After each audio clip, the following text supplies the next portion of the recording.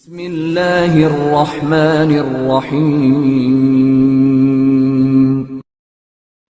बिस्मिल्लाहिर्रहमानिर्रहीम। आज बात करते हैं सर्जरी के मोस्ट इम्पॉर्टेंट टॉपिक और उनकी एमसीक्यूज। मैं इंपॉर्टेंट टॉपिक एंड पे बताऊंगा जो जो सर्जरी में ज़्यादातर रिपीट हो रहे हैं। अभी पहले सर्जरी का एक टेस्ट कंडक्ट किया था, उसके ये एमसीक्यूज हैं, इन पे डिस्कशन करते हैं। ये हर एक एमसीक्यूज में से 4-5 और एमसीक्यूज निकालने हैं, ठीक है। हर एक एमसीक्यूज को आप लोगों ने गौर से सुनना है, ठीक है। जहाँ पर समझ ना आए तो कमेंट सेक्शन में आप लोग बता सकते हैं, फिर मैं आप लोगों को डिटेल जो होगी व्हाट्सएप ग्रुप में ऐड कर दूंगा, वहाँ पे डिस्कशन कर लेंगे। तो सबसे पहले देखिए पहली MCQs. What is more appropriate for diagnosis of common bile duct? कौन सी ऐसी चीज है जिसकी मदद से हम डायग्नोज कर सकते हैं कॉमन बाइल डक्ट की स्टोन्स को? तो उसमें देखिए option ERCP, ultrasonography, IV cholangiography, x-ray. जब सीबीडी के अंदर कोई स्टोन हो, उसकी डायग्नोस्टिक के लिए, उसकी ट्रीटमेंट के लिए जो इन्वेस्टिगेशन ऑफ चॉइस है वो है ईआरसीपी। ईआरसीपी होता है इंडोस्कोपिक रेट्रोग्रेड कोलेंजियोपेनक्रियाटोग्राफी, ठीक है। ईआरसीपी ये बहुत इंपॉर्टेंट है, ठीक है, एग्जाम में आता है, ठीक है। सीबीडी में स्टोन हो, उसको डायग्नोज करना हो, आप लोगों ने ईआरसीपी करना है। अगर सीबीडी स्टोन है, अगर उसको ट्रीटमेंट करनी है, उसकी ट्रीटमेंट ऑफ चॉइस भी ईआरसीपी है, ठीक है। उसके बाद जो अल्ट्रासाउंड है, ये स्पेसिफिक होता है गाल ब्लेडर के लिए। गाल ब्लेडर में कोलेसिस्टेटिस हो या गाल स्टोन हो, तो उनके लिए ये इन्वेस्टिगेशन ऑफ चॉइस माना जाता है, ठीक है। इसके अलावा आईवी कोलेंजियोग्राफी पे हम नहीं इतनी पिक कर सकते, ठीक है, सीबीडी स्टोन, तो इसलिए, और एक्सरे पर भी इतनी पिक नहीं कर सकते, ठीक है। तो पहले दो ऑप्शन जो मोस्ट सुपीरियर हैं उनमें एक ईआरसीपी है, ठीक है, सीबीडी के लिए। और जो अल्ट्रासोनोग्राफी है वो है कोलेसिस्टेटिस या गाल ब्लैडर के स्टोन के लिए, ठीक है, जिसको हम कोलीलिथियासिस कहते हैं, ठीक है। अगर सीबीडी की स्टोन है उसको हम बोलते हैं कोलिडोकोलिथियासिस, ठीक है। इसको याद रखना, ये एमसीक्यू एग्जाम में आती है। नेक्स्ट देखिए दूसरी MCQ, which of the following is a non absorbable suture? कौन सा ऐसा सुचर है जो कि नॉन एब्जॉर्बेबल है? हम सुचर लगाते हैं बॉडी पे तो वो एब्जॉर्ब नहीं होता, तो उसके अंदर देखें कि नायलॉन, कैटगट, पॉलीडिऑक्सिनोन और विक्राइड। ये ये जो तीन है ये एब्जॉर्बेबल सुचर है, ठीक है। ये जो नायलॉन है ये नॉन एब्जॉर्बेबल, नायलॉन के साथ एक सिल्क है वो भी नॉन एब्जॉर्बेबल सुचर है, ठीक है। ये दो एग्जाम में मोस्टली पूछते हैं, नायलॉन और सिल्क का ये नॉन एब्जॉर्बेबल सुचर है, और कैटगट, पॉलीडिऑक्सिन और विक्राइड ये तीनों नॉन एब्जॉर्बेबल सुचर हैं, ठीक है। ये आप लोगों ने सुचर पे देखना है एब्जॉर्बेबल कौन से, नॉन एब्जॉर्बेबल कौन से हैं, ठीक है। अगर वो याद नहीं कर सकते, ये जो मैंने आपको 5 बताए हैं इनमें से 3 एब्जॉर्बेबल और 2 नॉन एब्जॉर्बेबल, इनको आप लोगों ने याद रखना अच्छे से, ठीक है। Next, young female of 22 years suffers from first degree bleeding hemorrhoids। Female है 22 ईयर की, उसको फर्स्ट डिग्री हेमरोइड है, ठीक है। Which of the following treatment will be benefit for her treatment? जो हेमरोइड है इनकी डिग्री और इनकी ट्रीटमेंट बहुत इंपॉर्टेंट है, ठीक है, एग्जाम में एमसीक्यूज आती है इनमें से, ठीक है, तो आप लोगों ने याद रखना है। पहला है rubber band ligation, second surgical haemorrhoidectomy, उसके बाद है डायथर्मिक कोगुलेशन, इसके अलावा injection sclerotherapy with 5% phenol in almond oil. जो superior treatment first degree haemorrhoid में, उसमें हम कंजर्वेटिव ट्रीट करते हैं। कंजर्वेटिव ट्रीटमेंट में क्या आता है? Injection sclerotherapy. स्क्लेरोथेरेपी में 5% आलमंड ऑयल होता है और फिनोल के साथ, तो इसको हम फर्स्ट डिग्री हेमरोइड की बेस में लगाते हैं, वहां पे ये इन्फ्लेम्ड होता है, खुद ब खुद ही गिर जाता है, ठीक है। सेकंड डिग्री अगर हेमरोइड है जो कि प्रोलैप्स होते हैं खुद ब खुद फिर वापस चले जाते हैं, तो उनमें हम क्या करते हैं? Rubber band ligation. ये एग्जाम में क्वेश्चन है, सेकंड डिग्री हेमरोइड की ट्रीटमेंट पूछते हैं, ठीक है। थर्ड डिग्री हेमरोइड जो होती है वो प्रोलैप्स होते हैं और उसको हम मैन्युअल रिडक्शन देते हैं, ठीक है।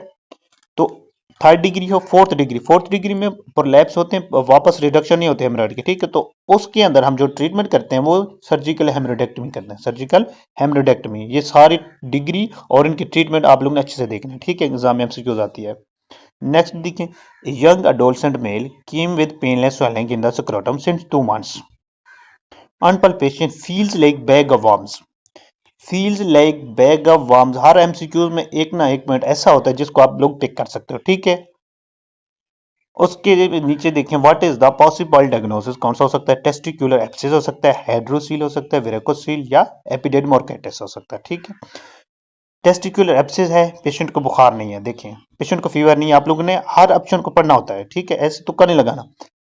वो फीवर वगैरह टेम्परेचर वगैरह है नहीं, फील लाइक बैग हवा में बस। इसके अलावा हाइड्रोसील देखें, हाइड्रोसील अगर है, इसमें हाइड्रोसील है तो फ्लूइड सॉफ्ट स्वेलिंग होनी चाहिए, उसके साथ ट्रांसल्यूमिनेबल पॉजिटिव होने चाहिए जब आप टार्च से देखेंगे, ये भी नहीं है varicocele, you can think varicocele, ठीक है।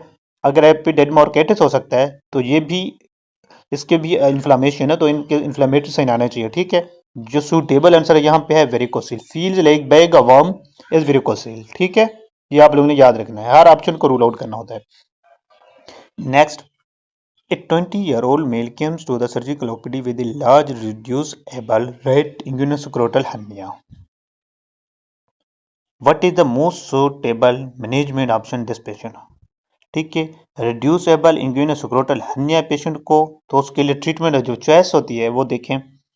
डेसिनी रिपेयर नहीं करते हम, डैन रिपेयर नहीं करते, हर्नियोटोमी, हर्नियोटोमी करते हैं कुछ कंडीशंस में, लेकिन इसमें कंडीशन ज़्यादातर जो होती है रिकरेंट की होती है, दोबारा रिकरेंस और हर्निया हो जाता है, ठीक है। इसके लिए अलावा लिचनस्टेन रिपेयर, लिचनस्टेन रिपेयर बहुत ही मोस्ट सुपीरियर और ट्रीटमेंट चॉइस है किसके लिए, इंग्यूनोस्क्रोटल हर्निया के लिए, ठीक है। ये लफ्ज आप लोग नहीं, इसके अलावा हर्नियोप्लास्टी, हर्नियोप्लास्टी हर्नियोरेफी करते हैं जिसमें हर्निया के सैक को रिमूव करके वहां पे परलिन मैश रख देते हैं, ठीक है। एग्जाम में ये भी क्वेश्चन आता है परलिन मैश। नेक्स्ट देखें, in 18-year-old girl present with lump in her breast in the right upper quadrant, lump है राइट अपर क्वाड्रेंट में, ठीक है। It is non tender, ultrasound shows it solid and mobile. What is the most likely diagnosis, breast right upper quadrant में है और solid mobile है, ठीक है। नीचे देखें, एप्सिस ऑफ ब्रेस्ट नहीं हो सकता क्योंकि इन्फ्लेमेटरी साइन है नहीं एप्सिस के। फेब्रोएडिनोमा, इसके अलावा फैट निक्रोसिस, अगर फैट निक्रोसिस है तो इसमें ट्रॉमा की हिस्ट्री होनी चाहिए फीमेल के अंदर। डक्ट एक्टेजिया में ब्रेस्ट से डिस्चार्ज आता है, ग्रीनिश डिस्चार्ज या चीजी डिस्चार्ज होता है, और निप्पल जो होता है नॉर्मल कंडीशन में होता है, ठीक है। ये भी नहीं हो सकता। सिर्फ अपर क्वाड्रेंट मोबाइल है और लंप है, वो कौन सा हो सकता है, फेब्रोएडिनोमा। ब्रेस्ट में एक ही लंप है जो कि मोबाइल होता है, वो आप लोग ने याद रखना है, वेरी वेरी इंपॉर्टेंट है, ठीक है, वेरी वेरी इंपॉर्टेंट, ठीक है। ये इंपॉर्टेंट एमसीक्यूज है, आएगी एग्जाम में, ठीक है, इसको लिख लें। फेब्रोएडिनेमा का अगर ट्रीटमेंट पूछें तो वो आप लोगों ने क्या करना होता है, सर्जिकल एक्सीजन, और इसकी इन्वेस्टिगेशन अगर कोई लंप के साथ फीमेल है, ये देखनी है एज लेस देन 35 ईयर है तो अल्ट्रासाउंड करेंगे, मोर देन 35 ईयर है तो आप लोगों ने मेमोग्राफी करवानी है, ठीक है। समटाइम ऐसा भी होता है वो स्क्रीनिंग टेस्ट पूछ लेते हैं तो आप लोगों ने एमआरआई करना होता है, ठीक है। और फाइनल एक्सप्रेशन भी करते हैं किसी कंडीशंस में, ठीक है। Next, a 12-year-old male presents with painful scrotal swelling for 4 hours. On examination, his right testis is horizontally laying in scrotum and swell tender not to touch. Pain is not relieved by lifting the supporting to the affected testes. जो pen है जब testis को उठाते हैं तो pain relieve नहीं होता, ये एक हॉल मार्क है, ठीक है।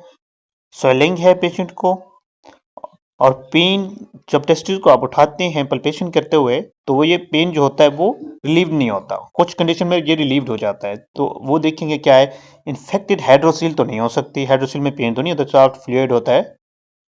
इसके अलावा torsion of testis, you can think, इसके अलावा एपिडेडमोरकाइटिस, और इसके अलावा वेरिकोसील। दो ही चीजें हो सकती हैं जब हमने कहा था जब टेस्टिस को हम लिफ्टिंग अप करते हैं, या तो हम वेरिकोसील सोच सकते हैं, सॉरी टोर्शन ऑफ टेस्टिस सोच सकते हैं, या एपिडेडमोरकाइटिस सोच सकते हैं, दो ही कंडीशन हो सकती हैं पॉसिबल। हमने वेरिकोसील का कहा था feels like bag of worms, ठीक है, इसको छोड़ दें, ठीक है। अब टोर्शन ऑफ टेस्टिस देखें या एपिडेडमोरकाइटिस सोच सकते हैं। अगर एक साइन होता है जिसको हम प्रेन साइन कहते हैं, PREHN, Prehn, PREHN, Prehn sign positive, कुछ कंडीशन में पॉजिटिव है तो कुछ कंडीशंस में ये नेगेटिव होता है, ठीक है। अगर टेस्टिस को आपने उठाया, पेन रिलीव्ड हो गया तो वो होता है एपिडेडमोरकाइटिस, ठीक है, मतलब कि प्रेन साइड पॉजिटिव है। अगर आपने टेस्टिस को उठाया है तो ये पेन रिलीव नहीं हुआ तो उसको कहते हैं प्रेन साइड नेगेटिव, वो किस में होता है, टोर्शन ऑफ टेस्टिस में, ठीक है। ये आप लोगों ने याद रखना है, ठीक है। अब यहाँ पे एमसीक्यूज क्या है, pain is not relieved by lifting the testis, तो अब ऑप्शन क्या हुआ इसका जो करेक्ट है, टोर्शन ऑफ टेस्टिस, ठीक है। नेक्स्ट देखें, the most common site for carcinoma breast, lower outer quadrant, upper outer quadrant, upper inner quadrant, lower inner quadrant. जो ब्रेस्ट का मोस्ट कॉमन कार्सिनोमा होता है वो अपर आउटर क्वाड्रेंट में होता है, ठीक है। ये याद रखना, 90 to 95% होता है, ठीक है। Next, an 18-year old married primary gravid of 10 weeks, primary gravid 10 weeks पे complains of pain in abdomen and vomiting for 4 months, now has hematemesis, gastroscopy revealed gastric ulcer, the most appropriate treatment।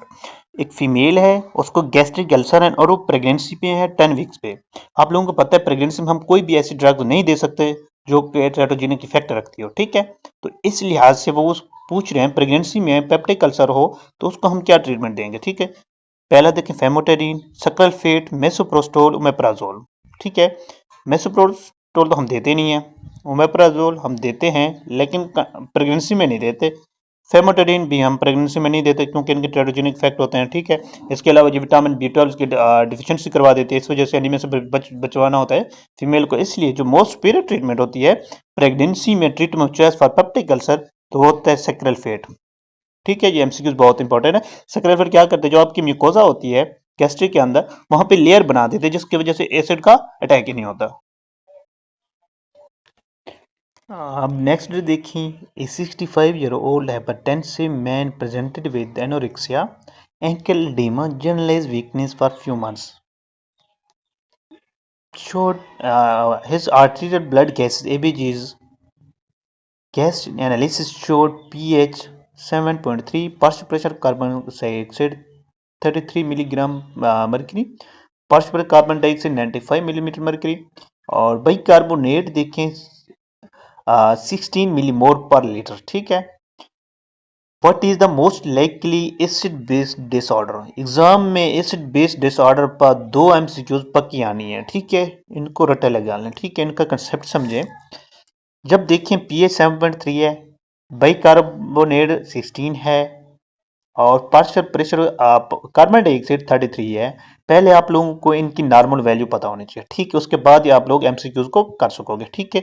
जो pH है इसकी normal जो value होती है वो होती है 7.35 से 7.45, ये होगी इसकी, ठीक है। ये है पीएच की।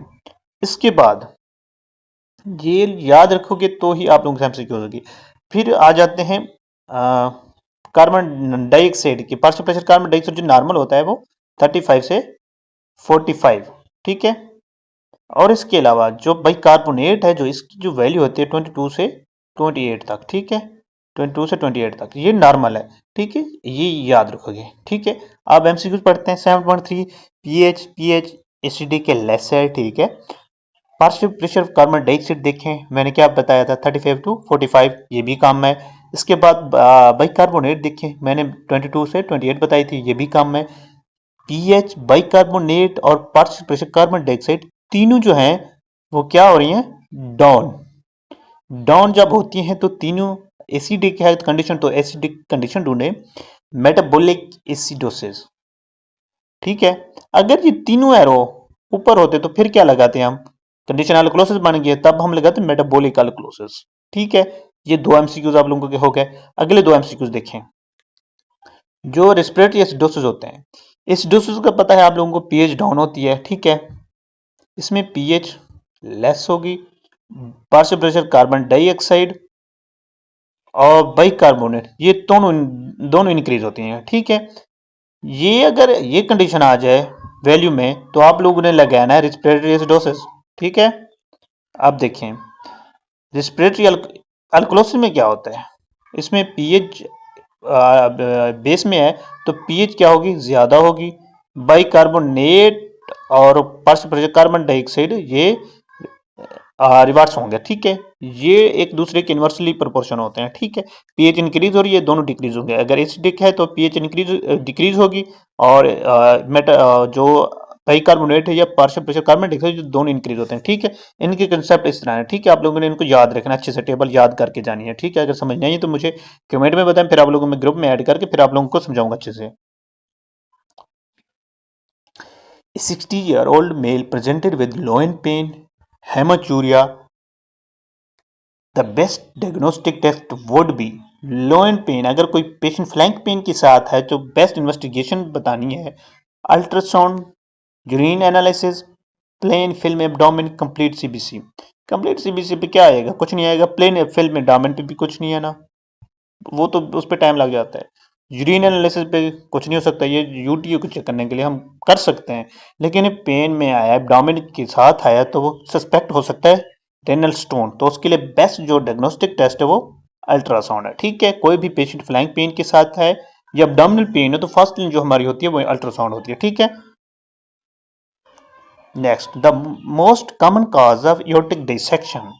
एक एओर्टिक डिसेक्शन होता है, एक एओर्टिक एन्यूरिज्म होता है। एओर्टिक डिसेक्शन के अंदर जो होता है, ये जो एओर्टा होता है हमारा, उसके अंदर एक न्यू ल्यूमेन बन जाती है, उसको जो लेयर होती है वो प्रेशर की वजह से वो क्या हो जाती है, अपनी ल्यूमेन एक और क्रिएट कर लेता है। ठीक है, तो इसको कहते हैं एओर्टिक डिसेक्शन। ये सीवियर चेस्ट पेन होता है, बैक की तरफ रेडिएट करता है। दो कंडीशन होती है बैक की तरफ रेडिएट करने वाली, एक तो ये होगी, इसके अलावा पेनक्रेटाइटिस, अक्यूट पेनक्रेटाइटिस। ठीक है, अक्यूट पेनक्रेटाइटिस में पेशेंट का जो गैस्ट्रिक पेन होता है वो रेडिएट होता है पीछे की तरफ। ठीक है, ये दो कंडीशन हैं। ठीक है, और इसके अलावा आप देखें, वो पूछ रहे हैं इसका काज क्या है, atherosclerosis, hypertension, smoking, diabetes mellitus.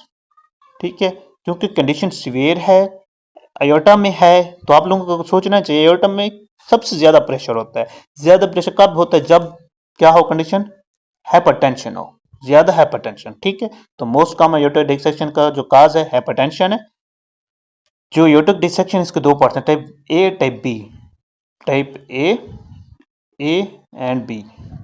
जो टाइप ए है ये असेंडिंग एयोर्टा में होती है, मोस्ट कॉमन है। जो टाइप बी है ये आर्च ऑफ एयोर्टा या डिसेंडिंग एयोर्टा में होती है, ये लेस कॉमन है। मोस्ट कॉमन जो है जो ये है। ठीक है, अगर काज आपसे पूछते हैं कि एयोर्टिक एन्यूरिज्म जहाँ पे वेसल्स पे बल्ज बन जाता है, वेसल डिलेट हुई होती है, तो उसको कहते हैं एयोर्टिक एन्यूरिज्म। तो उसमें मोस्ट कॉमन जो काज है थीरोस्क्लेरोसिस है। ठीक है, ऑब्स्ट्रक्शन की वजह से वो वेसल डिलेट हुई होती है। ठीक है, next, A 25-year-old girl having history of right breast trauma 6 months ago। ठीक है, ब्रेस्ट ट्रामा 6 महीने पहले, no complaining pain in breast, doctor suspected necrosis. ठीक है, which type of necrosis in the breast trauma. ये बहुत इंपॉर्टेंट, नेक्रोसिस पे MCQ लाजमी आती है, आप लोगों ने याद रखना है, इस एमसीक्यू को अच्छे से समझें। Coagulative necrosis, fibrinoid necrosis, liquefactive necrosis, fat necrosis. ठीक है, यहाँ पे जो ऑप्शन है, अगर ब्रेस्ट फीमेल आती है, ब्रेस्ट ट्रामा होता है, उसके बाद अगर कोई नेक्रोसिस पूछे तो वो होती है फैट नेक्रोसिस। फैट नेक्रोसिस जो कि एंजाइमेटिक नेक्रोसिस, जो मोस्टली फैट में, जो ब्रेस्ट में आती है जहाँ पे फैट हो, और इसके एंजाइमेटिक नेक्रोसिस जो दिखाई देती है अक्यूट पेनक्रेटाइटिस, ये याद रखना है। ठीक है, दोनों में यही है, यहाँ पे फैट नेक्रोसिस और अक्यूट पेनक्रेटाइटिस में एंजाइमेटिक नेक्रोसिस। ठीक है, लिक्विफेक्टिव नेक्रोसिस जो कि ब्रेन में होती है। ठीक है, ब्रेन इस्कीमिया हो तब होती है। ठीक है, ये याद रखें, ब्रेन में लिक्विफेक्टिव नेक्रोसिस। फिब्रिनोइड नेक्रोसिस का अगर कोई पूछे तो आप लोगों ने बताना ये होती है वेसल्स के अंदर। ठीक है, ब्लड वेसल में अगर कोई इस्कीमिया नेक्रोसिस हुआ है तब वो फिब्रिनोइड होती है। लिक्विफेक्ट जो कि कोगुलेटिव है, कोगुलेटिव आप लोगों को पता है जहां ब्लड ज्यादा होगा कहां पे होती है, हार्ट में। ठीक है, ये याद रखना है। Which of the following anti hypertensive notorious to cause peritonitis. कौन सी ऐसी दवाई है जो पेरिटोनिटिस काज करवा सकती है? ठीक है, पेरिटोनिटिस मुख्तलिफ तरीकों से हो सकता है, परफोरेशन से हो सकता है, या कोई ट्रामा वगैरह हुआ है, जैसे ब्लंट ट्रामा, जैसे स्प्लेनिक इंजरी हुई है, तो इन कंडीशंस में क्या हो सकता है, पेरिटोनिटिस हो सकता है। ठीक है, तो यहाँ पे वो नोटोरियस एंटी हाइपरटेंसिव पूछ रहे हैं, कौन से ऐसे हाइपरटेंसिव जो पेरिटोनिटिस करवा सकती है। एमिलोडिपिन, नेटिनोलोल, प्रोप्रानोलोल, एमेड्रोन। जो मोस्ट कॉमन ड्रग्स है बीटा ब्लॉकर एक है, वो है प्रोप्रानोलोल। ठीक है, प्रोप्रानोलोल जो कि पेरिटोनिटिस काज करवा सकते हैं। ठीक है, ये वेजोडिलेटर ड्रग है, इसमें रिस्क होता है क्या है, पेरिटोनिटिस का। ठीक है, ये एमसीक्यू याद रखनी है। अगर इसको हम हाइपरथायराइडिज्म में देते हैं, पाल्पिटेशन विद हाइपरथायराइडिज्म तब भी हम देते हैं। ठीक है, next, a patient presented with nausea, vomiting, pain in the right iliac fossa। Right iliac fossa में pain है, pain was started from umbilicus then shifted to right iliac fossa। You can think, consultant ask about gold standard investigation। Gold stand investigation बताने, right iliac fossa में pain है। ठीक है, जो pen था शुरू में एब्डोमेन में था, नाउजिया वोमिटिंग के साथ बाद में umbilicus से या राइट iliac fossa में शिफ्ट हुआ। ये क्या हो सकता है, अपेंडिसाइटिस। अक्यूट अपेंडिसाइटिस है पेशेंट को। Ultrasound which will be best choice, CT contrast, abdominal x-ray, CBC. Ultrasound पे पिक हो जाता है कुछ कंडीशंस में, लेकिन इसकी इन्वेस्टिगेशन अब जो गोल्ड स्टैंडर्ड नहीं है। जो गोल्ड स्टैंडर्ड है रेडियल में पेन एक्यूट एपेंडिसाइटिस के लिए, वो होता है सिटी कंट्रास्ट। ठीक है, ये डायग्नोस्टिक है। वैसे हम क्लिनिकली डायग्नोज करते हैं मेंटल फार्मूला पे, ठीक है, जिसको एलिवेरोड स्कोर भी कहते हैं या mental formulas, MENTRELS, mental formula. ठीक है, अप्लाई करते हैं, उसमें स्कोर देखते हैं। अगर 7 से ज्यादा वो फिर हो जाता है कि पेशेंट को एक्यूट एपेंडिसाइटिस। अगर 7 से कम है, 3 to 7 है, तो वो सस्पेक्टेड होती है। और इसके अलावा अगर पेन फीमेल है, राइट इलिक फेस या लेफ्ट इलिक फेस में पेन है, तो you can think ectopic pregnancy. Male है तो अपेंडिसाइटिस सोचना, फीमेल है तो एक्टोपिक प्रेगनेंसी। ठीक है, next, suture removed from lip after how many days? Lip से हम कब सूचर रिमूव करते हैं, ये बहुत इंपॉर्टेंट है। सूचर पे एमसीक्यूज आती है, सूचर की डेट पूछते हैं, कौन सा सूचर कब रिमूव करते हैं। ठीक है, कि आप लोगों ने बॉडी के जो सूचर हैं ये सारी टेबल है, देख लेनी है। ठीक है, एक बार within 5 days, within 7 days, within 9 days, within 14 days। जो हम लिप के या फेस के ऊपर पूरे फेस पे हम जो सूचर रिमूव करते हैं 3 to 5 days। ठीक है, ये याद रखना, 3 to 5 डेज के अंदर हम पूरे फेस के जहां पे भी लगे हों ये रिमूव करते हैं। ठीक है, नेक्स्ट 7 डेज, 7 to 9 डेज हम जो ट्रंक है, बॉडी है, वहां से रिमूव करते हैं। ठीक है, 9 डेज तक हम जो कि एक्सट्रेमिटीज, अपर लिम्ब, लोअर लिम्ब के रिमूव करते हैं। और इसके अलावा 14 डेज पे हम सोल वगैरह पे अगर स्टिचेस हैं या फिंगर पे हैं, तब ये 14 डेज पे निकालते हैं। ठीक है, ये कंसेप्ट जरूर याद रखना, सूचर देख के जाने आप लोगों ने। ठीक है, Which of the following vessels ruptured from posterior wall of stomach? बहुत इंपॉर्टेंट एमसीक्यूज है, यहां से एमसीक्यूज लाजमी आती हैं। स्टोमिक की पोस्टीरियर वॉल से अगर परफोरेशन न हुई पेप्टिक अल्सर में, तो कौन सी आर्टरी डैमेज हो सकती है? Left epigastric artery, splenic artery, gastroduodenal artery, left epiploic artery. ठीक है, जहां पे जो रिस्क होता है जब पेप्टिक अल्सर होता है, दो ही आर्टरी डैमेज हो सकती हैं, लेफ्ट एपिगैस्ट्रिक या स्प्लेनिक आर्टरी। अगर लेसर कर्वेचर में परफोरेशन नहीं हुई है, तो मोस्ट कॉमन जो डैमेज होती है लेफ्ट एपिगैस्ट्रिक आर्टरी डैमेज होती है। ठीक है, पोस्टीरियर वॉल ऑफ स्टमक में अगर कोई परफोरेशन हो तो मोस्ट कॉमन आर्टरी जो डैमेज होती है वो होती है स्प्लेनिक आर्टरी। ठीक है, ऑप्शन स्प्लेनिक आर्टरी है इसका। जो गैस्ट्रिक ड्यूडिनल आर्टरी है, ये कब डैमेज होती है? जब ड्यूडिनल परफोरेशन हो। ठीक है, ड्यूडिनल अल्सर हो, डीयू में ड्यूडिनल अल्सर में अगर ड्यूडिनम की पोस्टीरियर साइड, जो first part most common part होता है ड्यूडिनल अल्सर में, तो वहां पे अगर परफोरेशन हुई तो मोस्ट कॉमन आर्टरी जो डैमेज होती है गैस्ट्रोड्यूडिनल आर्टरी। ये तीनों एमसीक्यूज इंपॉर्टेंट एग्जाम में आते हैं। ठीक है, तीनों को देखें। ए 5-year-old child presented with severe abdominal pain per rectal bleed, current jelly stool, barium swallow, revealed class in abdominal X-ray। ठीक है, मैं पहले भी लेक्चर में पढ़ा चुका, करंट जेली स्टूल हो, क्लास साइन हो एक्सरे में एब्डोमेन पर, तो वो एक चीज हो सकती है। कौन सी? वो आप लोग देखें, वोल्वुलस, क्रोन डिजीज, हिर्शस्प्रोंग, एंजियोसेप्शन। ऑप्शन को रूल आउट करते हैं पहले। Volvulus, telescoping of GD one part to another part, इसमें पारेक्टल ब्लीड होती है। ठीक है, ये भी नहीं हो सकता। ठीक है, इसके जो साइन सिम्टम्स वो अलग होते हैं। क्रोन डिजीज नहीं हो सकती, इसमें ट्रांसम्यूरल इन्फ्लेमेशन होती है जिसमें, और इसके लीजन बने होते हैं, इसमें कोई चीज नहीं है। हिर्शस्प्रोंग जो कि बच्चों में होती है, ये होता है मेटारिक प्लेक्सस डैमेज हुआ होता है, जिसकी वजह से बच्चे स्टूल नहीं पास करते। ठीक है, मेकोनी भी पास नहीं करते, जब बर्थ होती है बर्थ के 48 आवर्स तक अंदर ही स्टूल ही नहीं पास करते। जो पहला स्टूल होता है उसको हम मेकोनियम कहते हैं। ठीक है, इसके अलावा नेक्स्ट एंटियोसेप्शन, जो इसका करेक्ट ऑप्शन है एंटियोसेप्शन है। ठीक है, एंटियोसेप्शन के अंदर करंट जेली स्टूल होता है, और इसके अलावा क्या होता है? क्लास साइन मिलता है जब हम एब्डोमिनल अल्ट्रासाउंड करते हैं। इसको याद रखना है। इसमें एंटियोसेप्शन में ये होता है जो एक पार्ट होता है इंटेस्टाइन का, वो दूसरे में धंसा हुआ होता है। ठीक है, ठीक है, ये समझ आ गया। इंटरसेप्शन की जो एक पार्ट होता है दूसरे के अंदर, वो क्या होता है?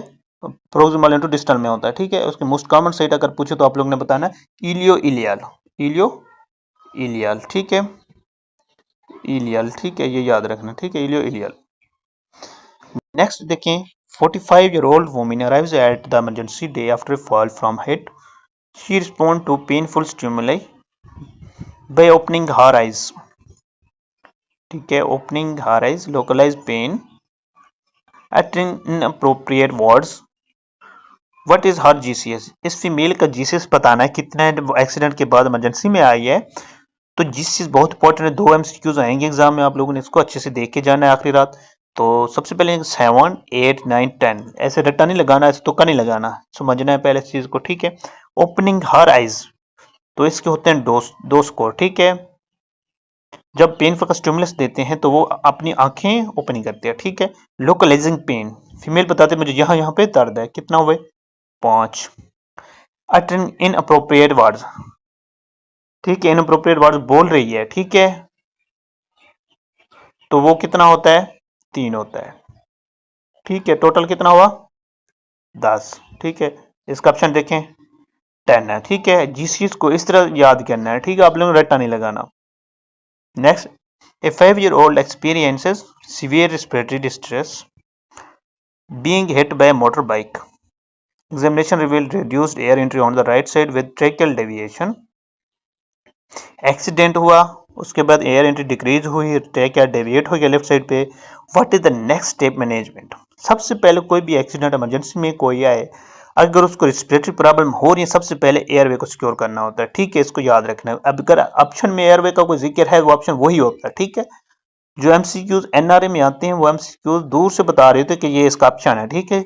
अगर एमसीक्यूज रिस्पिरेटरी की पूछ रहे हो तो एक ऑप्शन रिस्पिरेटरी का वही दिया होता है, बाकी किसी और सिस्टम के दिए होते हैं, अगर आप लोगों ने उसको सही से पिक किया हो, ठीक है। Needle thoracostomy, pericardiocentesis, urgent chest x-ray, endotracheal intubation, chest CT chest. जो इसका मोस्ट ऑप्शन बनता है अप्रोप्रिएट ऑप्शन, तो वो है अर्जेंट चेस्ट एक्सरे करें, देखें न्यूमोथोराक्स है या हेमिथोराक्स है, और ईटीटी पास करें, एयरवे को सिक्योर करें पेशेंट को पहले, ठीक है, स्टेबल करें। नीडल थ्रोकोस्टमी कर सकते हैं, अब हमें पता ना हो हेमिथोराक्स, हम न्यूमोथोराक्स समझ के बैठे रहे, ठीक है, इसलिए नहीं करते। पेरिकार्डियोसेंटेसिस तब करते हैं जब पेरिकार्डियम में फ्लूइड एक्यूमुलेट हुआ हो, ये भी नहीं कर सकते। सिटी चेस्ट लेट आएगी, इसको छोड़ो। जो इसका मोस्ट सुपीरियर है चेस्ट एक्सरे करें और टीटी पास करें, ठीक है, एयरवे सिक्योर करें। Next, what is most common cause of painless haematuria in 60-year-old male. Painless haematuria मैंने आप लोगों को बताया था, एक ही बीमारी, वह बीमारी सोचनी है जो कि यूरिनरी ब्लैडर की हो सकती है, ठीक है। BPH, coagulation defect, urinary bladder, carcinoma prostate.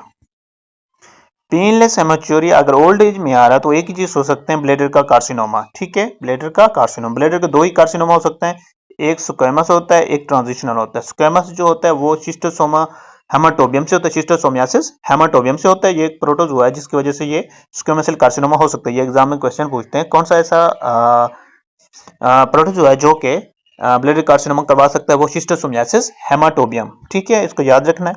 इसके अलावा अगर ब्लैडर का यूरिनरी ब्लैडर का कार्सिनोमा है, transitional cell carcinoma, transitional cell carcinoma most common है, अगर उसका पूछें तो आप लोगों ने बताना है स्मोकिंग, उसका काज है स्मोकिंग, ठीक है, ये दोनों देख लें।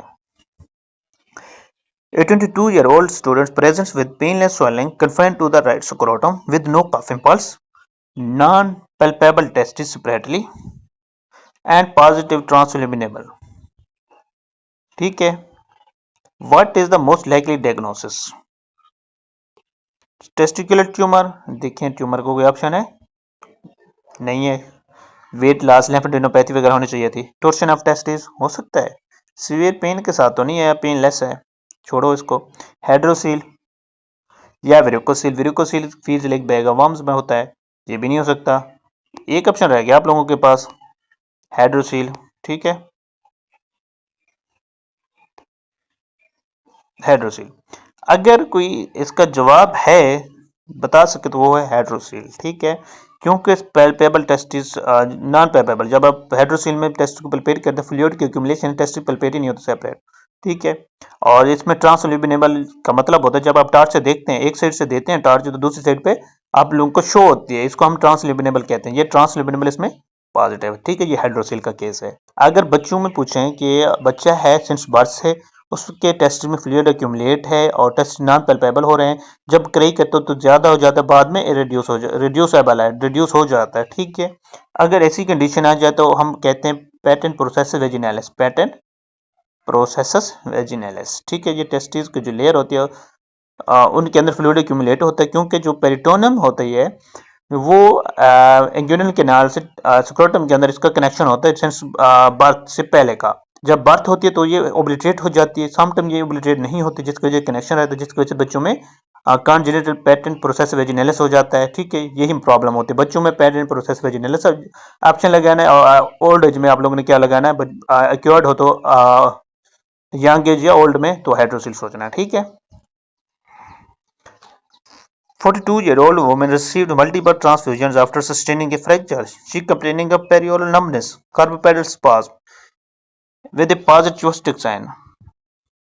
चुअस्टिक साइन ये होता है जब आप फेस पे, फ्रंट ऑफ ट्रैकस पे आप टैप करते हैं तो बस फेस के जो मसल होते हैं वो ट्विच कर जाते हैं। क्यों क्यों करते हैं ये? जब हाइपोकैल्सीमिया की वजह से मसल ट्विच करते हैं, इसको कहते हैं चुअस्टिक साइन। एक और आता है ट्रोजियस साइन।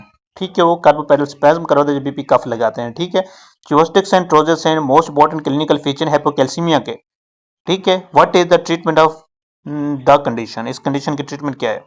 देखें, IV potassium, IV calcium, IV sodium bicarbonate, IV 25% glucose. आप लोगों को मैंने बताया इसमें क्या है, पेशेंट को कैल्शियम की कमी है, तो ऑप्शन क्या हुआ? IV calcium. ठीक है। Next, in blunt abdominal trauma what organ is most commonly injured? Exam में क्वेश्चन आता है, ब्लंट एब्डोमिनल ट्रॉमा हो, RTA का पेशेंट, रोड ट्रैफिक एक्सीडेंट में मोस्ट कॉमन ऑर्गन जो इंजर होता है वो होता है स्प्लेन। ठीक है, स्प्लेन, इसको याद रखना है आप लोगों ने अच्छे से, एग्जाम में क्वेश्चन आता है। ठीक है, इसमें अर्जेंट स्प्लीनेक्टमी करनी होती है, और स्प्लीनेक्टमी से पहले 3 वैक्सीनेशन पूछते हैं। कौन सी? न्यूमोकोकस, मेनिंजोकोकस, हेमोफिलस इन्फ्लुएंजा, ये तीनों वैक्सीन आप लोगों को आनी चाहिए। Next, after pelvic surgery a 16-year-old develops swelling in her right calf। ठीक है, राइट काफ पे उसको swelling है। Until a diagnosis is confirmed, the most appropriate initial treatment। ठीक है, पेशेंट है, पोस्ट ऑप कंडीशन है, उसको राइट काफ में स्वेलिंग हो रही है। जब कोई पेशेंट पोस्ट ऑप हो या लॉन्ग स्टैंडिंग हो या कोई लॉन्ग ट्रेवलिंग हो, तो उन कंडीशन में आप सोच सकते हैं डीवीटी को रूल आउट करने के लिए टाइम लगता है, तो मोस्ट अप्रोप्रिएट ट्रीटमेंट जो होती है वो हेपरिन होती है। ठीक है, हेपरिन इनिशियल ट्रीटमेंट अगर डीवीटी की है तो हेपरिन है। ठीक है, वारफिन देते हैं, बाद में देते हैं, लेकिन हेपरिन फर्स्ट लाइन है। ठीक है, फर्स्ट लाइन वारफिन, एस्प्रिन, एंटीबायोटिक छोड़ो उनको, बाकी आप लोगों ने हेपरिन को अच्छे से याद रखना है। Following blunt abdominal trauma in 32-year-old male from a road traffic accident, what is the best initial investigation? ठीक है, ब्लंट एब्डोमिनल ट्रामा हुआ है। ठीक है, ब्लंट एब्डोमिनल ट्रामा का मतलब वही है कोई ऑर्गन इंजरी हुआ है, most common organ spleen rupture हो सकती है। ठीक है, रोड ट्रैफिक एक्सीडेंट में हुआ। और what is the best initial investigation? जब भी कोई ब्लंट एब्डोमिनल ट्रामा और रोड ट्रैफिक एक्सीडेंट के साथ इमरजेंसी में है तो आप लोगों ने सबसे पहले क्या करना होता है? फास्ट स्कैन करना होता है। ठीक है, सिट स्कैन करोगे टाइम लगेगा। ठीक है, आप लोग पहले देखो कोई इंजरी तो नहीं है, स्प्लीन तो रप्चर नहीं होगी। ठीक है, इस चीज को देखने के लिए हम फ्री फ्लूइड देखते हैं। इसके एक्सप्लोरेटरी लेप्रोटमी, ये बहुत दूर की बात है, पहले इनिशियल करो। ठीक है, इसके कंजर्वेटिव तो रख नहीं सकते, पेशेंट की कंडीशन बुरी है, तो इसलिए जो भी पेशेंट इमरजेंसी में, ठीक है, ब्लंट एब्डोमिनल ट्रॉमा की हिस्ट्री हो तो उसमें जो इनिशियल इन्वेस्टिगेशन फास्ट स्कैन। ठीक है। Next, patient exposed to battery acid after that his eyes turn red. Battery का एसिड गया है, उसके बाद आंखें उसकी red, painful, he had burning sensation होगी। What is the first step for this? Wash with normal saline, steroid drops, antibiotic analgesic. जब भी कोई एसिड या कोई एल्फी वगैरह इस तरह की जब भी आइज में जाती हैं, सबसे पहले आप लोगों ने पानी के साथ धोना। अगर पानी घर पे है तो पानी के साथ वॉश करना है, वाटर के साथ वॉश। अगर इमरजेंसी में है तब आप लोगों ने नॉर्मल सलाइन से वॉश करना है। ये एग्जाम में क्वेश्चन आता है। ठीक है, वॉश विद नॉर्मल सलाइन, कोई भी इमरजेंसी हो, आंख में कोई चीज चलेगी तो सबसे पहले वाटर नहीं तो नॉर्मल सलाइन से वॉश करना है। ठीक है, और इसके अलावा एक क्वेश्चन पूछते हैं, गैस्ट्रिक लवाज हम किस चीज से करते हैं? वो हम नॉर्मल सलाइन से करते हैं। ये पिछले एनआरए में एमसीक्यूज आई थी। Most location in intestine for typhoid perforation. Typhoid का जो मोस्ट कॉमन अटैक होता है कहाँ पे होता है? पेयर पैचेस में। ठीक है, पेयर पैचेस में डॉर्मेंट होता है टाइफाइड। एग्जाम में क्वेश्चन आता है, typhoid dormant and the pair patches बाद में गाल ब्लड में जाकर छुपता है। ठीक है, और लेकिन यहाँ पे टाइफाइड परफोरेशन पूछना है, ड्यूडेनम में, टर्मिनल एलिया में, जिजिनम या सिकम। मोस्ट कॉमन अगर पूछे आप लोगों से टाइफाइड परफोरेशन वो टर्मिनल एलिया में। ठीक है, इसको याद रखना है। Next, which of the following cranial nerve most common affected in tonsillectomy. Tonsillectomy में पूछते हैं कौन सी नर्व डैमेज हो सकती है, ठीक है। Facial, trigeminal nerve, glossopharyngeal nerve, vagus nerve. Facial nerve ऊपर होती है, ट्राइजेमिनल नर्व भी नहीं, वेगस नर्व नहीं, जो तो एब्डोमेन में जा रही है, ठीक है। ग्लोसोफ्रेंजियल नर्व जो कि डैमेज होती है 1/3 पोस्टीरियर ऑफ द टंग को सप्लाई कर रही है। ग्लोसोफ्रेंजियल नर्व ये टेस्ट और जनरल सेंसेशन दोनों को सप्लाई करती है, ये डैमेज होते हैं ट्रांसलेक्टमी में, ठीक है। ये एमसीक्यूज आते हैं एग्जाम में, इसको याद करें। A 30-year male presenter in the surgical clinic complains of painful defecation. There is present a boot-shaped ulcer at 11 o'clock position along with sentinel skin tag. Sentinel skin tag एक चीज का हाल mark है, वो होता है एनल फिशर, ठीक है। Skin पे जब अल्सर होता है, अल्सर को जब मुद्दत ज्यादा गुजर जाए तो वहां पे एक टैग बना होता है, ठीक है, ये निशानी होती है। 11 o'clock पे है, इसकी पोजीशन है। Acute anal fissure, chronic anal fissure, perianal fistula, haemorrhoids. न हेमरोइड्स हैं ये, हेमरोइड्स में मैस प्रोलैप्स होता है, ब्लीडिंग होती है और कॉन्स्टिपेशन कफ की हिस्ट्री होती है। पेरियनल फिशोला डिस्चार्ज वगैरह की हिस्ट्री होती है, यहाँ पे डिस्चार्ज नहीं है, पेशेंट को सेंटिनल स्किन टैग है, पेनफुल है डेफिकेशन के। तो अक्यूट तो सोच नहीं सकते क्योंकि टैग बन चुका है, तो वो होता है क्रोनिक एनल फिशर। अक्यूट में पेनफुल डेफिकेशन होती है, ऐसे लंगचूनल अल्सर होता है पोस्टीरियर वॉल ऑफ रेक्टम पे, ठीक है। और जो क्रोनिक एनल फिशर है वहां पे अगर स्किन सेंटिनल स्किन टैग आ जाए तो किसको ज़ाहिर करता है, क्रोनिक एनल फिशर, ठीक है। Middle aged female after TURP procedure patient will be drowsy, what will be the cause। जो TURP होती है ये होती है ट्रांसयूरेथ्रल रिसेक्शन ऑफ प्रोस्टेट, ये ट्रीटमेंट होती है BPH की, ठीक है। अगर BPH के आप लोगों से ट्रीटमेंट पूछें तो आप लोगों ने बताना है ट्रांसयूरेथ्रल रिसेक्शन ऑफ प्रोस्टेट, ये ट्रीटमेंट ऑफ चॉइस है, ठीक है, BPH की। अब पेशेंट क्या हुआ, TURP के बाद ड्रॉजी हो गया, कौन सा ऐसा आइन है जो कि ड्रॉजी करवा सकता है, हाइपोनेट्रीमिया, हाइपरकैल्सीमिया। हाइपरकैल्सीमिया नहीं होता, इसमें क्यूटी इंटरवल क्या होता है, वो शार्ट हो जाता है। हाइपरनेट्रीमिया भी नहीं हो सकता। हाइपोकैलीमिया में क्या हो जाता है, यू वेव आते हैं और इसके अलावा इन्वर्टेड टी वेव होते हैं, ठीक है।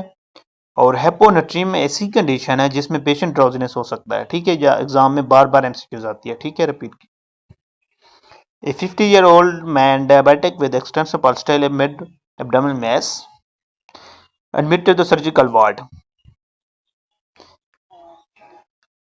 for further workup. What is the most inappropriate investigation? Appropriate investigation बतानी है, extensive pulsatile abdominal mass है मिड में, ठीक है। तो उसकी इन्वेस्टिगेशन एक्सरे करेंगे, एक्सरे पे तो नहीं आएगा, अल्ट्रासाउंड एब्डोमेन, ECG। ECG पेट में क्यों करेंगे, एओर्टोग्राफी नहीं, मसला एब्डोमेन क्या है, ये दोनों ऑप्शन को आप छोड़ दें। ऊपर वाला ऑप्शन एक्सरे करेंगे, एक्सरे पे पिक नहीं होता, अगर परफोरेशन हुई हो या इंटेस्टाइनल ऑब्स्ट्रक्शन है तो अब पिक हो सकता है। जो मोस्ट सुपीरियर है पल्स एक्सटेंसिव पल्सटेल एब्डोमेन मैस, तो उसके लिए अल्ट्रासाउंड एब्डोमेन। लेकिन ये केस किस चीज का है, एओर्टिक एन्यूरिज्म, एओर्टिक डिसेक्शन का हमने क्या इन्वेस्टिगेशन पढ़ा था, MRI थोरैक्स। अगर एओर्टिक एन्यूरिज्म आ रहा है तो उसकी इन्वेस्टिगेशन क्या है, अल्ट्रासाउंड एब्डोमेन। इसका काज पूछें, एथेरोस्क्लेरोसिस, ठीक है। A 55-year-old hypertensive patient is routinely brought to the CCU with the excruciating chest pain, ठीक है, excruciating chest pain साथ है patient, not relieved by pethidine. His BP is 200/150 in the right arm. All the peripheral pulses are palpable except left leg.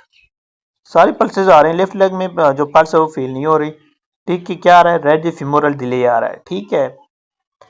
What is the most appropriate investigation, दो condition बताऊंगा आप लोगों को जिसमें red femoral delay मिल सकता है, pulses आप लोगों को अब नॉर्मल मिल सकती हैं। एक हो गया कोआर्क्टेशन ऑफ एओर्टा बच्चों में, और ओल्ड एज में जो होता है एओर्टिक डिसेक्शन, ठीक है। दो कंडीशन में रेड फीमोरल डिले सोचना है, बच्चों में कोआर्क्टेशन ऑफ एओर्टा और ओल्ड में एओर्टिक डिसेक्शन। यहाँ पे ओल्ड एज है, रेडियो फ्यूमरल डिले क्या हो सकता है, एओर्टिक डिसेक्शन, तो अब उसकी इन्वेस्टिगेशन करनी है आपने। Echocardiography, ECG, MRI thorax, chest x-ray. Chest x-ray को छोड़ दें, MRI thorax you can think, ECG नहीं, पेशेंट को चेस्ट पेन तो नहीं है, अब चेस्ट पेन है लेकिन उसको रेडियो फ्यूमरल डिले मिल रहा है, MRI नहीं सोच सकते हम इसमें। इकोकार्डियोग्राफी, इकोकार्डियोग्राफी पे दिल हार्ट की पिक्चर आएगी, ठीक है, लेकिन हाँ, मसला जो है वो ऊपर है, ठीक है, एओर्टा में। हमने पूरी पिक्चर चाहिए होती है, ठीक है। इस पूरी पिक्चर को अगर देखना है डिफेक्ट, तो वो होता है एमआरआई थोरैक्स, ठीक है। ये बहुत इंपॉर्टेंट है एमसीक्यू, ठीक है, इसको याद रखना है। 50-year-old female presents with complaint of painful bleeding per rectum. She says that pain is so intense that she is afraid of moving her balls. On examination, she has severe tenderness over the anal region. ठीक है, female है, उसको पखाना मतलब stool pass करते हुए तकलीफ होती है, सीवियर किस्म का दर्द होता है, ठीक है, और एनल रीजन पे टेंडरनेस है, ठीक है। तो आप लोगों ने what is the most likely diagnosis क्या है? Anal fissure, haemorrhoids, perianal abscess, perianal fistula. Haemorrhoid नहीं हो सकते, क्यों नहीं हो सकते? क्योंकि इधर कोई मैस प्रोलैप्स वगैरह हो रहा है नहीं रहा, ठीक है, पेशेंट को सिर्फ स्टूल पास करते हुए पेन है। पेरिएनल एब्सिस, एब्सिस तो हैं लेकिन वहां पे कोई स्वेलिंग वगैरह इस तरह का जिक्र नहीं बताया गया, ना ही कोई टेम्परेचर वगैरह कोई इस तरह का जिक्र है। पेरिएनल फिस्टुला भी नहीं हो सकता, कोई डिस्चार्ज वगैरह तो हो नहीं रहा, तो क्या बनेगा? एनल फिशर, ठीक है। एनल फिशर बहुत इंपॉर्टेंट एमसीक्यूज है एग्जाम में, स्टूल पास करते तकलीफ होती है, अगर कोई पेशेंट को पेरेक्टल ब्लीड है तो वो आप लोग सोच सकते हैं एनल फिशर, ठीक है। एनल फिशर जो मोस्ट कॉमन होते हैं वो पोस्टीरियर साइड पे होता है, ठीक है। Next, BPA usually arise in which lobe of prostate? Benign prostate hyperplasia किस लोब से हम देख सकते हैं? मीडियन हो सकता है, लेटरल हो सकता है, एंटीरियर हो सकता है, पोस्टीरियर हो सकता है, ठीक है। जो प्रोस्टेट है इसके डिफरेंट लोब हैं, जो बीपीएच जो अरेज होता है वो मीडियन लोब से अरेज होता है, ठीक है, इसको याद रखना है। समटाइम ये भी एमसीक्यूज आते हैं, जो यूरिनरी ब्लैडर उसका कार्सिनोमा जो होता है वो किस वॉल से अरेज होता है? वो होता है लेटरल वॉल से, ठीक है, लेटरल वॉल से, ये याद रखना है, ठीक है। बीपीएच का पूछते हैं और या यूरिनरी ब्लैडर का, इनकी वॉल का पूछते हैं, ठीक है। बीपीएच मीडियन लोब से और यूरिनरी ब्लैडर का कार्सिनोमा लेटरल वॉल से होता है, ठीक है। What is the use to prevent neural tube defect in pregnancy? कौन सी ऐसी चीज है जिसमें हम न्यूरल ट्यूब को का जो डिफेक्ट है प्रेगनेंसी में कर दें तो प्रिवेंट हो सकता है? Iron, Methycobal, folic acid, vitamin E. Iron नहीं देते, मिथिकोबाल नहीं देते, वैसे दे सकते हैं लेकिन एज कंडीशन के लिए वो नहीं है। फोलिक एसिड, विटामिन ई, विटामिन ई वैसे कुछ विटामिन हैं जो कॉन्ट्राइंडिकेशन ड्यूरिंग प्रेगनेंसी कुछ देने होते हैं, लेकिन वहां जहां पे जो सुपीरियर ट्रीटमेंट है वो है folic acid. Folic acid neural tube defect को प्रिवेंट कर सकती है, ठीक है। और इसके अलावा एक और एमसीक्यू आती है, अगर बेबी में न्यूरल ट्यूब डिफेक्ट है ड्यूरिंग प्रेगनेंसी हमें कैसे पता चलेगा? तो हम क्या टेस्ट करेंगे? तो हम करते हैं अल्फा फेटोप्रोटीन, एएफपी। अल्फा फेटोप्रोटीन अगर प्रेगनेंसी में रेज है तो you can think neural tube defect, ठीक है। अगर अल्फा फेटोप्रोटीन का पूछें कि लीवर के किस डिजीज में हो सकता है, हेपेटोसेल्यूलर कार्सिनोमा, हेपेटोसेल्यूलर कार्सिनोमा भी अल्फा फेटोप्रोटीन रेज होता है। ये एमसीक्यू बहुत बार है, ये रिपीट हो रही है बार बार। A 35-year-old female patient was brought to the trauma center with impaired consciousness following head injury in a RTA. She opens her eyes painful stimulus, फिर जीसीस का आ गया, ठीक है। withdraws with all of her extremities, withdraws हो गया, and makes incomprehensible sounds, ठीक है। incomprehensible sounds इसका बताना है आप लोगों ने, what is her Glasgow coma scale, GCS इसका बताना है आप लोगों ने, ठीक है। 7, 8, 9, 10 तो करने लगाना आप लोगों ने, फिर से रूल आउट करना है, ठीक है। आइज ओपन कर रहा है पेनफुल स्टिमुलस पे 2, withdraws all of our extremities 4, incomprehensible sound हो गए 2 हो गए, कितनी हो गया इसका? 8 हो गया, ठीक है। जीसीएस जो इसका है ये 8 है, ठीक है। A motorbike rider was brought to a emergency after a collision with a motor vehicle. Examination revealed an unstable pelvis and blood at the urethromeatus. Patient pelvic कोई फ्रैक्चर हुआ है या कोई इंजरी हुई है तो उसके बाद यूरेथ्रल मीटस से क्या हो रहा है? ब्लीडिंग आ रही है। Which of the following is not advised in situation? कुछ ऐसी कंडीशन होती है जिसमें अगर यूरेथ्रल इंजरी हो तो हम वो काम नहीं करते, ठीक है। ये मेडिकल इमरजेंसी में या मेडिकल में क्लिनिकल प्रैक्टिस में भी ये जरूरी है, एमसीक्यू एग्जाम में भी आती है, ठीक है। यूरेथ्रा से अगर कोई ब्लीडिंग आ रही है तो हम लोगों ने क्या नहीं करना? सुप्राप्यूबिक सिस्टोटमी, ये कर सकते हैं। ये तो सुप्राप्यूबिक ऊपर कर रहे हैं, यूरेथ्रा तो नीचे है, ये सब को छोड़ दें। इसके अलावा देखें CT scan IV line, CT scan क्यों करेंगे यार, छोड़ें इसको। ठीक है, डिजिटल रेक्टल एग्जामिनेशन ये भी कर सकते हैं, कोई इंडिकेशन लॉजिक होनी चाहिए। ठीक है, फोली कैथेटराइजेशन, आप लोगों को पता है फोली हम यूरेथ्रा से पास कर रहे होते हैं ना। अगर ब्लेड इंजरी है, ब्लीडिंग हो रही है यूरेथ्रा से, हम फोली कभी पास नहीं करते। ठीक है, क्योंकि ये और इंजरी करवा देती है। ठीक है, फिर ब्लीडिंग स्टार्ट हो जाती है, इसलिए ये कॉन्ट्राइंडिकेशन है ड्यूरिंग यूरेथ्रल इंजरी। ठीक है, after thyroidectomy procedure which the following should be check fast. जब भी हम थ्रोइडेक्टमी करते हैं, आप लोगों को पता है थ्रोइडेक्टमी के साथ, टोटल थ्रोइडेक्टमी के साथ पैराथ्राइड ग्लैंड भी रिमूव हो जाता है। ठीक है, अगर लोबेक्टमी करें तब प्रिजर्व हो जाता है पैराथ्राइड ग्लैंड, लेकिन टोटल थ्रोइडेक्टमी में जो पैराथ्राइड वो क्या हो जाता है, रिमूव हो जाता है। ठीक है, तो उसके बाद सबसे पहले जो रिस्क होता है हिपोकैल्सीमिया का होता है, तो टीएसएच चेक करेंगे। टीएसएच तो वैसे है वो डाउन हो गया क्योंकि थ्रोइडेक्टमी हुआ। उसके अलावा serum calcium, serum phosphorus, serum PTH. आप लोगों ने जब भी पेशेंट का थ्रोइडेक्टमी करनी है, उसके बाद अगर पैराथ्राइड ग्लैंड रिमूव हुआ है, तो सबसे पहले यू कैन थिंक हाइपोकैल्सीमिया, तो उसके लिए हम क्या चेक करते हैं, सीरम कैल्शियम लेवल। ठीक है, ये बहुत इंपॉर्टेंट है। A 29-year-old male female presents with pain in the right hypochondriac region which radiates to the back. Along with vomiting, on examination there is gardening seen in right hypochondrium. She has had similar episode last year. What is the diagnosis? Aortic dissection, acute pancreatitis, aortic cholecystitis, gallstone. ऐसे तो करने लगा ना, आप लोगों ने समझना। Right hypochondriac में पेन है पेशेंट को विच रेडिएट्स टू द बैक। दो कंडीशन मैंने बताई थी, जो पीछे एपिगेस्ट्रिक पेन रेडिएट होता है, एओर्टिक डिसेक्शन, एक्यूट पैनक्रेटाइटिस। ठीक है, तो क्या होगा ऑप्शन यहाँ पे, acute pancreatitis. Aortic dissection you can think, ठीक है, लेकिन एओर्टिक डिसेक्शन में इतनी नहीं होता, सीवियर चेस्ट पेन होता है, बीपी की हिस्ट्री होगी ब्लड प्रेशर की। ठीक है, एक्यूट पैनक्रेटाइटिस, एक्यूट कोलिसिस्टिस के पेशेंट राइट हाइपोकॉन्ड्रिक रीजन में होता है और रेडिएट हो रहा था राइट शोल्डर की तरफ। ठीक है, जिसमें मर्फी सिन पॉजिटिव होता है। ठीक है, और गॉल स्टोन जब भी होती है वो पेन वही होता है, राइट हाइपोकॉन्ड्रिक रीजन में रहता है पेन। ठीक है, और ये फैटी मील इनटेक के बाद ज्यादा होता है। A 60-year-old man got burned in a car accident. He is brought to the emergency examination. His head, neck, chest tears are found burnt with swollen face and neck.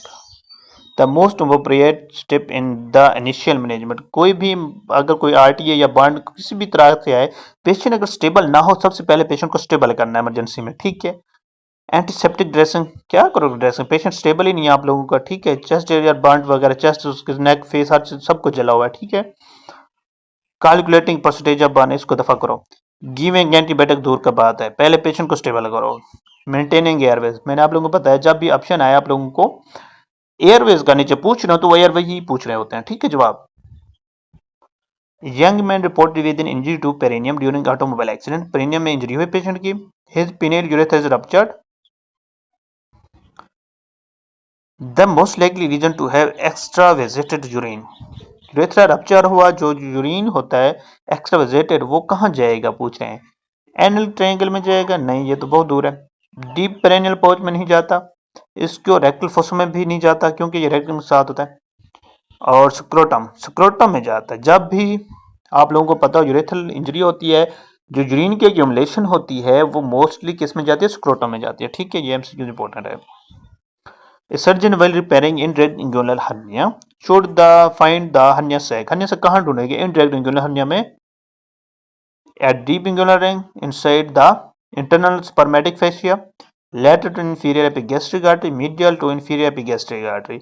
जो indirect inguinal hernia होता है, इसमें hernia जो sac doctor ढूंढता है वो ढूंढता है lateral to inferior epigastric artery, deep inguinal ring के साथ। ठीक है, अगर यहाँ पे आ जाए डायरेक्ट इंग्यूनल हर्निया तो आप लोगों ने तब क्या सोचना है, medial to inferior epigastric artery, क्योंकि ये सुपरफिशियल रिंग के साथ होता है। ठीक है, और डायरेक्ट इंग्यूनल हर्निया का ये भी पूछते हैं, ये हर्निया हैसेलबेक ट्रायंगल से पास होता है। ठीक है, इसको याद रखना है।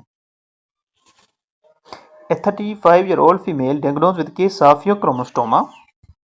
फीमेल है, उसको pheochromocytoma. Visited your planet for surgical resection of tumour after 6 week medical therapy. Which of the following drug is indicated before surgery. कौन सी सर्जरी जो हम फियोक्रोमोस्टोमा में पेशेंट को दे सकते हैं, तो उसमें पेशेंट को अल्फा बुलाकर, बीटा बुलाकर, कैल्शियम चैनल बुलाकर या एंटीबायोटिक्स देने होते हैं। लेकिन हम यहाँ पे जो मोस्ट सुपीरियर जो इंडिकेशन होती है सर्जरी से पहले पेशेंट का ब्लड प्रेशर कंट्रोल करना, एपिसोडिक हाइपरटेंशन होती है, तो पेशेंट टेकिकार्डिया में होता है, तो उसको स्टेबल करने के लिए हम अल्फा ब्लॉकर देते हैं जिसका नाम फिनोक्सीबेंजामीन। फिनोक्सीबेंजामीन अल्फा ब्लॉकर है, ये ट्रीटमेंट ऑफ चॉइस है फियोक्रोमोस्टोम में। जब पेशेंट स्टेबल हो जाए तो उसके बाद हम बीटा ब्लॉकर देते हैं, ठीक है। और फिनोक्सीबेंजामीन के बाद हम फिटोलामीन पे डाल देते हैं, ठीक है, जब पेशेंट स्टेबल हो जाए। A middle-aged female patient with previously history of gastric ulcer came in the emergency complaining of severe abdominal pain and swelling since morning. Which of the following is the best investigation gastric perforation? Gastric perforation के लिए investigation of choice पूछ रहे हैं, ठीक है। Peptic ulcer का perforation हुई है। जब भी कोई परफोरेशन होती है एब्डोमेन में पेरिटोनियल कैविटी के अंदर, तो वो सबसे पहले गैस जो होती है वो अंडर राइट डायफ्राम के नीचे आ जाती है, ठीक है। तो उसको रूल आउट कैसे करेंगे? अल्ट्रासाउंड एब्डोमेन नहीं पता चलता इसे। Erect abdominal x-ray, you can think. CT abdomen, ये बहुत एक्सपेंसिव है, टाइम लग जाएगा, पेशेंट अनस्टेबल है, परफोरेशन हो गई है। इंडोस्कोपी, ये भी दूर की बात है, पेशेंट स्टेबल ही नहीं है। तो you can do erect abdominal x-ray, ठीक है। जब इरेक्ट एब्डोमिनल एक्सरे करते हैं तो अब आप लोगों को गैस अंडर राइट डायफ्राम के नीचे मिलती है, ठीक है। ये एग्जाम में क्वेश्चन है परफोरेशन के लिए, ठीक है, ये याद रखना है। A newborn has presented with projectile belly vomiting after his first feed. बच्चे को जब हमने फीड कराया तो प्रोजेक्टाइल बेलिस वॉमिटिंग आई। प्रोजेक्टाइल बेलिस वॉमिटिंग मतलब के मसला कहाँ से है? स्मॉल इंटेस्टाइन से, क्योंकि बेलिस बाइल की सिक्रीशन हुई है, बेलिस वॉमिटिंग आ रही है, ठीक है। On examination, the baby is lethargic and upper abdomen is tended, scaphoid lower abdomen. X-ray abdomen was done, which shows double bubble sign. Double bubble sign एक ही कंडीशन मैंने आप लोगों को बताई थी, वो है ड्यूडेनल एट्रीशिया। जब ड्यूडेनल एट्रीशिया हो तो उसमें प्रोक्सिमल पार्ट ऑफ ड्यूडेनम और स्टमक दोनों डायलेट हुए होते हैं, तो उसको क्या कहते हैं? Double bubble sign. उसमें जब बेबी वोमिट करेगा वो बेल की सिक्रीशन नहीं लेके आएगी, क्योंकि बेल वहां पे है ना, सेकंड पार्ट ऑफ ड्यूडेनम में ओपनिंग हो रही है तो सीबीडी की, तो वहां से जो बेल वापस आ रहा है, ठीक है। What is the most appropriate treatment option?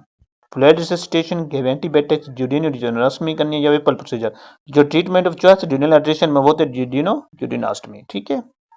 Vipul procedure हम पेनक्रियाज के लिए करते हैं, ठीक है। A 15-year-old male underwent appendectomy through a classical incision. The nerve most likely injured. Appendectomy में पूछते हैं कौन सी नर्व इंजर हो सकती है, ठीक है। तो आप लोगों ने इसका याद रखना अच्छे से। Iliohypogastric nerve, subcostal nerve, pudendal nerve, ilioinguinal nerve. जो अपेंडेक्टमी में डैमेज हुए iliohypogastric nerve, very very important exam के लिए, ठीक है। और एमसीक्यू पूछते हैं कौन सी नर्व जो कि हर्निया में इंगुइनल हर्निया हो, अगर उसमें नर्व का पूछें तो वो होते इलियोइंगुइनल नर्व, ठीक है। ये दोनों एमसीक्यू याद रखने हैं। ए 27-year-old मेल अंडरवेंट इलेक्ट्रोस्प्लीनेक्टमी हुई। पेशेंट की इलेक्ट्रोस्प्लीनेक्टमी के बाद पेशेंट को the surgery was uneventful. At night his pulse is 120 per minute, blood pressure 90/30। Patient की पल्स देखिए टैकी में है और बीपी लो है, urine output less than 60 ml per hour आ रहा है, ठीक है। पेशेंट किस में है? हाइपोवोलेमिक शॉक में जा रहा है। तो देखें what is the most likely issue कौन सा हो सकता है? ये जो हेमरेज होते हैं इन पे एमसीक्यूज आती है सर्जरी के बाद, पोस्ट ऑप जो भी हेमरेज होते हैं इन पे एमसीक्यूज आती है। प्राइमरी हेमरेज, सेकेंडरी या टर्शियरी या रिएक्शनरी हेमरेज, ये एमसीक्यूज आते हैं, बहुत इंपॉर्टेंट है, ठीक है। अभी बताऊंगा, आप लोगों को एक्सप्लेन करूँ, ये इजी हो जाएगा, ठीक है। इलेक्ट्रोस्प्लीनेक्टमी के बाद एट नाइट उसी रात को ही पेशेंट को का जो है बीपी लो हो गया, टैकीकार्डिया में चला गया है, यूरिन आउटपुट लो हो गया, डिहाइड्रेटेड है और हाइपोवोलेमिक शॉक में जा रहा है, तो क्या कहा जा सकता है उसी नाइट? जो प्राइमरी हेमरेज होता है ये होता है at the time of surgery. अगर आप लोगों ने सर्जरी की, सर्जरी के टाइम ही हेमरेज स्टार्ट हुआ, प्राइमरी हेमरेज है। जो सेकेंडरी हेमरेज होता है वो 7 to 10 डेज में होता है, ठीक है, 7 to 10 डेज। जो रिएक्शनरी हेमरेज होता है विद इन 24 आवर में होता है, ठीक है, विद इन 24 आवर। यहाँ पे अब क्या है, एट नाइट है, उसी रात ही, तो 24 घंटे गुजरे हुए होंगे, 12 या 24 घंटे के दौरानिया है, तो वहां पे जो बेस्ट ऑप्शन है रिएक्शनरी हेमरेज, ठीक है। एग्जाम में क्वेश्चन देते हैं, अगर at the time of surgery बताएं प्राइमरी हेमरेज, 7 से 10 दिन बताएं सेकेंडरी हेमरेज, टाइम और 24 घंटे के बताएं तो 24 आवर के अंदर रिएक्शनरी हेमरेज होता है, ठीक है। आज इतनी है। अभी देख लें जो एमसीक्यूज हमने पढ़ी हैं, ये सारे इंपॉर्टेंट है। एक एमसीक्यू से मैंने 3-4 और एमसीक्यूज पढ़ाई हैं, इसको अच्छे से याद करें। ठीक है, इंशाल्लाह आई होप यहाँ से सर्जरी की 15-20 एमसीक्यूज लाजमी आएंगी।